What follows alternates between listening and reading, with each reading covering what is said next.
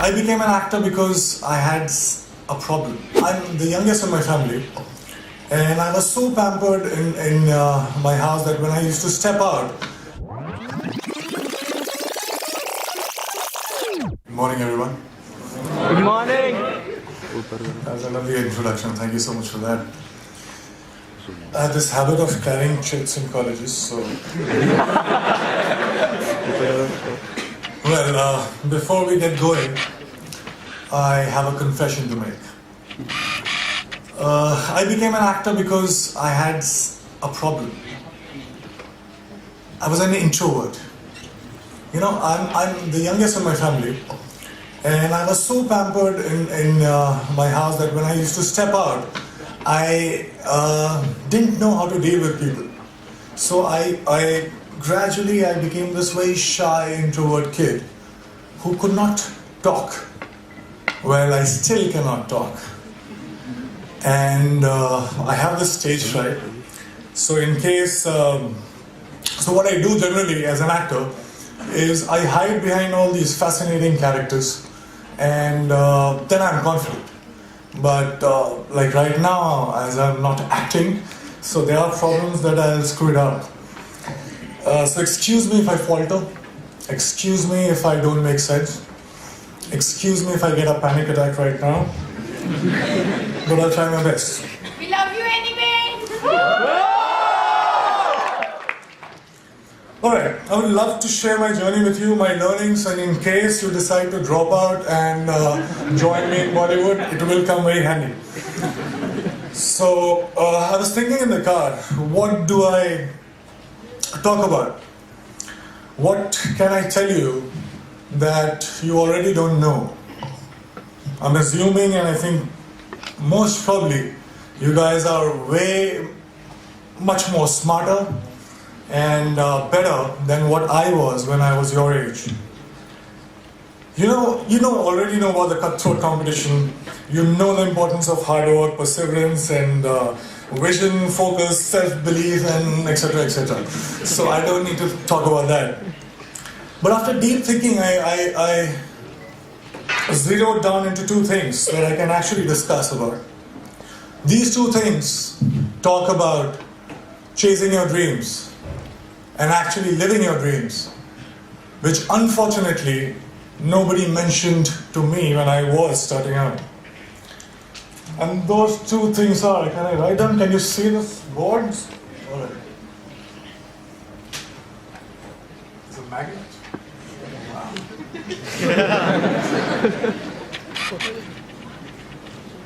I always wanted to do this in front of professors, so I just... Sorry for that. So those two things are the biggest lie and the only truth about success that I was told about.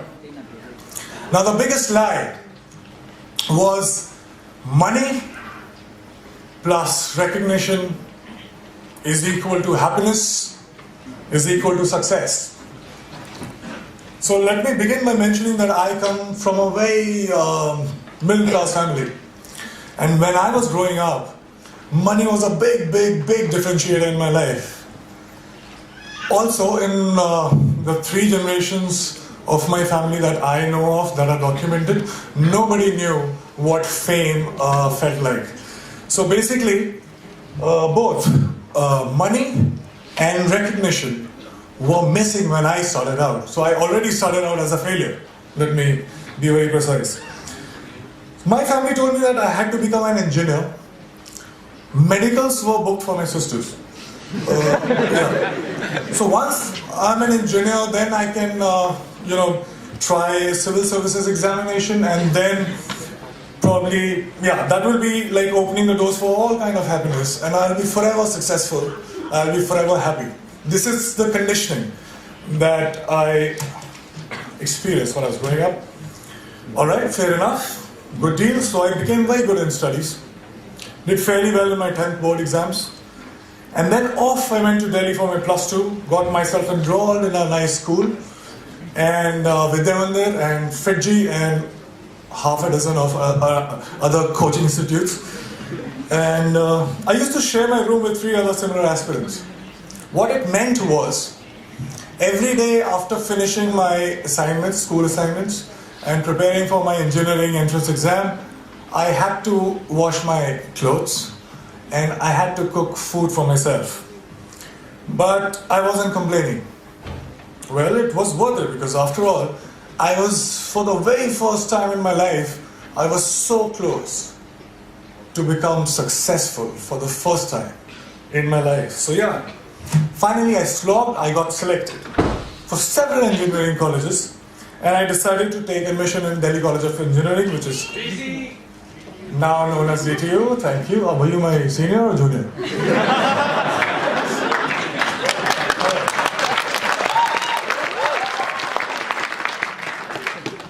So yeah, there was a celebration like this in my family too. I could finally stop for a while and breathe, you know. I was telling myself that, you know what, now you have made it. You should be happy because you're supposed to be happy. But it wasn't working that much. Something was missing. There was a void that I could feel. So I thought maybe something bigger was required. For some reason, incessantly, while the first 18, 19 years of my life, the future me was much happier, much successful than the present me. So I was like, all right, fine. So I was forcing myself. I promised, I started preparing for civil services examination, and I was forcing myself to slog, but I was bored.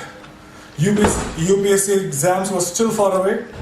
In the meantime, I thought of doing theatre, and I thought to learn dance because to counter the shyness that I still have, and also because there were no girls in my engineering college for some reason. I felt cheated, man. You slog so much, you crack the entrance exam, and you find that there are no girls. So, yeah. So somebody told me that there are very good-looking girls in dance schools. So I was like, fine, I'll go there. And once I started with performing arts, I knew one thing for sure. I knew that I quite liked it. And 3 years later, imagine me sitting in the campus, and I'm thinking, all right, I'm really interested in performing arts. And all I want to do is to earn money and to be recognized. So if I become a movie star, I actually was very serious, and I dropped out of my college in the 3rd year, when I was just 2 semesters away from getting the degree, engineering degree. Came to Mumbai, got heavily into theatre, and also other skills that I thought were necessary to become an actor. And by the way, this time I stayed with 6 other guys in a single room kitchen. But this time I was prepared for it. This time there was one difference. I was driven. My self-respect was at stake. My ex-college mates, one of them is sitting right here in black shirt, they thought that I was that disaster that folks in engineering and B schools should never become. So I had to prove a point to everybody. I had to prove a point to my family. Most importantly, I had to prove a point to myself. And this was the time when I was also a background dancer. So I was dancing behind all the possible stars that you can think of, Shah Rukh Khan, Shahid Kapoor, everybody. And I was thinking to myself while I was performing, okay, it's just 3 steps away, there I have to get. And everything will be sorted.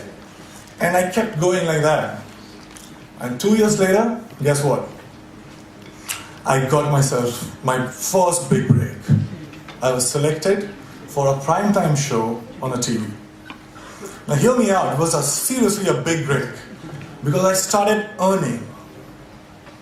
People started recognizing me. To be honest, I would deliberately go and roam in all these malls so that people could look at me, smile, ask for my photograph.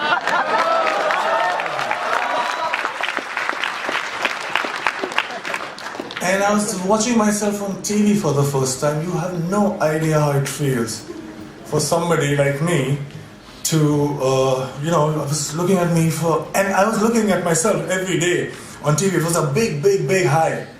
I also suddenly discovered that I actually had many friends. I'm like, who were absent all this while, but suddenly they popped up. And the show became popular. I was making good money to a point that money stopped being a differentiator in my life. And I was becoming more and more popular.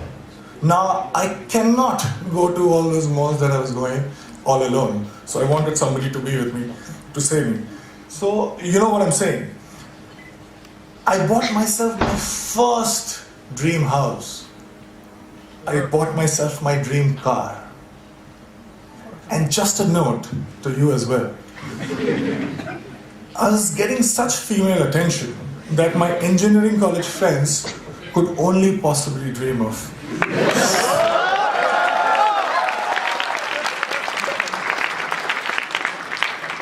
So I was having a time of my life. And then something unusual happened. I got used to everything. And I felt cheated. I stayed with all these dreams for 10 and 15 years of my life. I was promised happiness and I was promised success. But all these things stayed with me just for a few days. And I'm punctuating me because I started from zero money and zero recognition. So I was not happy. How can that it be? I didn't like this version of success. And the future me again was luring the present me. But this time, I decided otherwise. I would do something else. So that gets us to the second point, which is the only truth. I won't take too much time. I'll just try to keep it short. I figured that something seemingly big things were not that big once I got them. And looking back in the past, I realized that maybe smaller things were way bigger. And there was one thing that was missing in my life that was the cause of this illusion. And that thing that was missing was now. I was, all these years, I was obsessed about what's gonna happen. I used to draw those flowcharts that we are taught in schools. And if this happens, I'll do that, and 6 months from now, I'll be here. So I wanted to be in control. I was so obsessed about my future. I was taking the entire responsibility about the past. But all I was doing was frequently swinging from past to future, not living in actual sense. Well, I also figured that when I perform on stage or in front of camera, I'm so much excited. I am so much interested.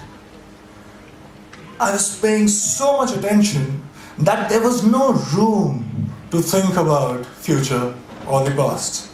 I was just there in the moment. I was alive in true sense when I was performing.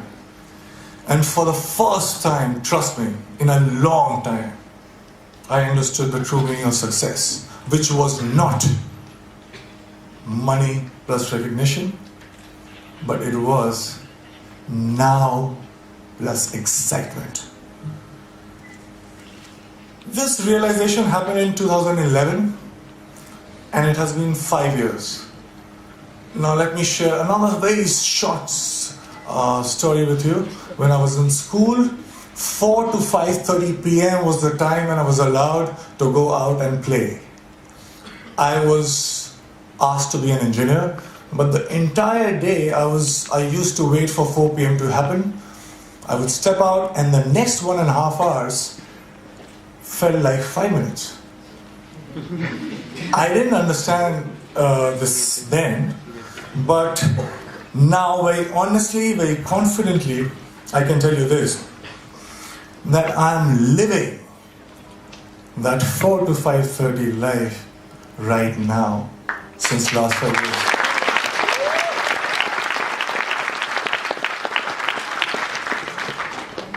Cause and effects are not different. Excitement is the cause, excitement is the effect. I get tired again and again because all these success mantras that we talk about, hard work, belief, focus, vision, risk-taking, talent, perseverance, we can go on and on. But all these success mantras are now the side effects of the process itself. I'm so engaged, it commands my attention so much that there's nothing else that I can think about. So hard work doesn't feels like hard work. And there's nothing else that you can do but to persist. Talent you will cultivate. Vision you will get. Focus, there is no other way because it's commanding your attention so much. So here I am right now, 5 years down the line. Money and fame, although still could not earn back their reputation in my life. But let me show you one thing. I have much more of them than I had ever planned. And the best thing, my college, one of the professors who is very dear to me called me recently about asking me to plan this interaction with students, and I very humbly requested that can I get my degree back.